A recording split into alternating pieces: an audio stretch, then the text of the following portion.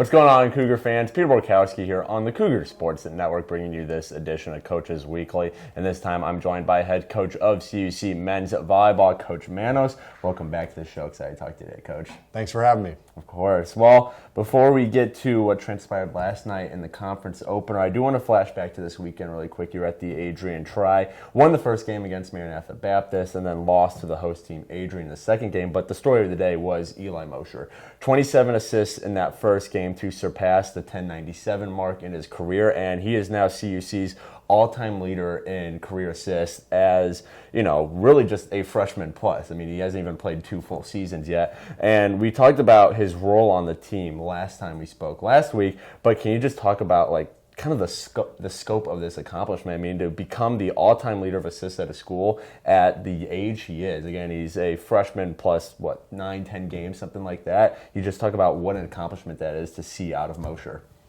It's a massive accomplishment. Now, obviously, the program being in year 6 is still relatively young, but to get it, like you mentioned, at that point in his career speaks volumes about his ability to make an immediate impact on the court, to really contribute to the success of the program, and just his self-made success. He's someone who is very diligent about watching film, self-improvement. So it's great to see guys get that recognition again when they work for it. And it's obvious, and we're just excited to see where it keeps going because we're only a couple games into the season realistically. So if he's breaking all-time records in the beginning of his sophomore year, the sky's the limit, right? Right.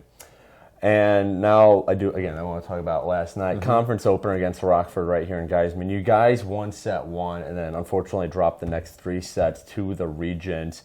And what I want to ask is, what maybe went wrong for the team? What did Rockford do really well? What did you guys not do so well that led to that outcome? And how can you guys prevent that from happening again? Because that was a good set 1 against the Regents. How do you guys keep that momentum going into set 2, 3, 4, 5, whatever it takes, and prevent another loss like the one you had last night?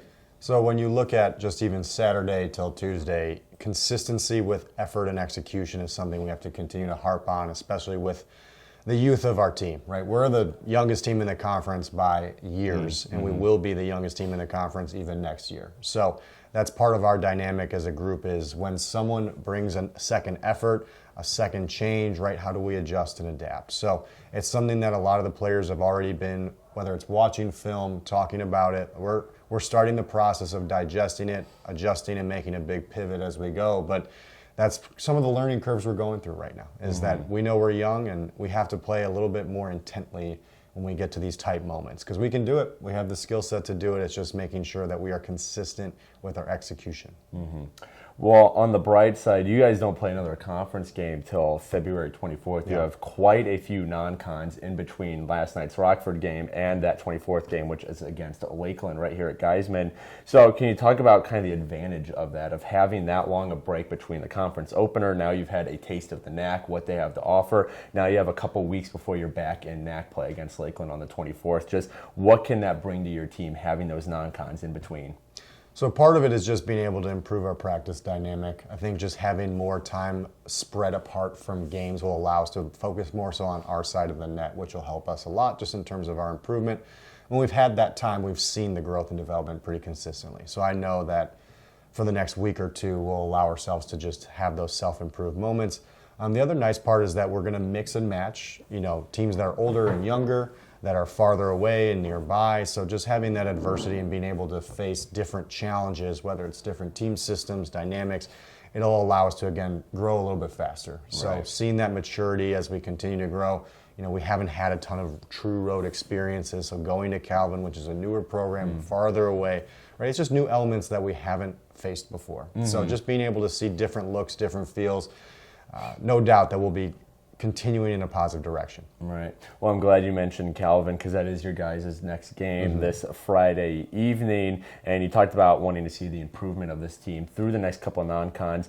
How do you want that to take form against Calvin? What do you want to see in that Calvin game Friday night that says, all right, we had that loss against Rockford, but we showed improvement from it in that Calvin game? What does that need to look like in that Friday night game? We need to be road warriors, right? Have that mindset of nothing to lose, going all in, full effort, so that, even if we make small mistakes, we can at least learn or adjust from them quickly. We just need to build that confidence in our guys and make sure that we approach the game with that mindset of, hey, we just got something to prove. We got to go out there with a chip on our shoulder. And part of the message is just having a blue-collar mentality a little bit more when it comes to that second effort. Mm-hmm.